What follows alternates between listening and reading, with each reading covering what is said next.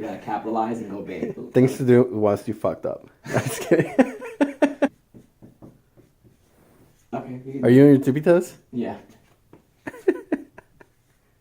I don't like to call my I like to say toes. Tippy toes. I'm Dr. Melendez. I work with closely with the coaches here at Next Rep CrossFit and some of the prevention ones. I wanted to talk about some ways to reduce soreness, specifically low back pain, since we have had a couple of rough weeks with a lot of back heavy exercises. So we're going to start down with my top 5 preferences that anyone can do. Obviously, if you have any sort of back pain, be sure to contact a professional.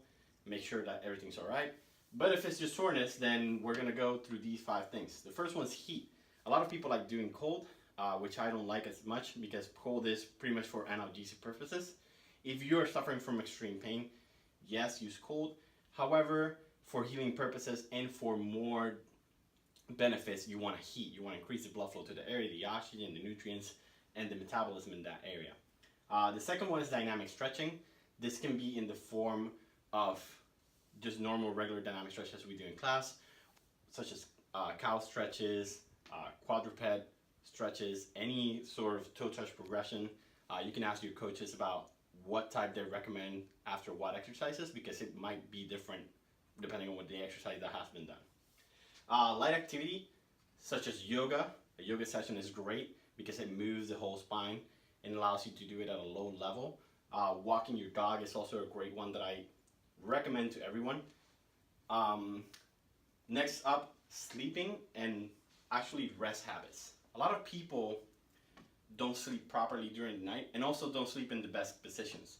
You want to be able to sleep either on your back or on your side with pillows to ensure that your spine is congruent all the way. You don't want to be like this, like that, or sagging in any way, shape, or form. If you sleep face down, try to train yourself to not sleep in those habits, because being stagnant for 6 hours plus in that position might put a lot of stress in the spine, and then you wake up in the morning sore, stiff, and that's how you kind of get to that place. You want to avoid that. And the final one, which I think is the most important one, make sure you have proper form or skill, specifically in the deadlift, like we saw during this past week. A lot of people, when they deadlift, they tend to bend at the back, causing the force to concentrate in this little region or wherever the bend is because of the lever. So you want to make sure when you're deadlifting that you're actually maintaining a neutral spine all the way through.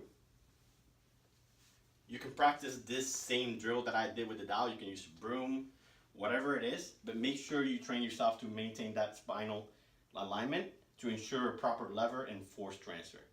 All right, these are my 5 top recommendations.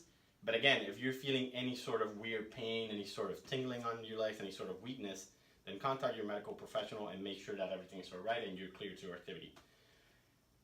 There we go.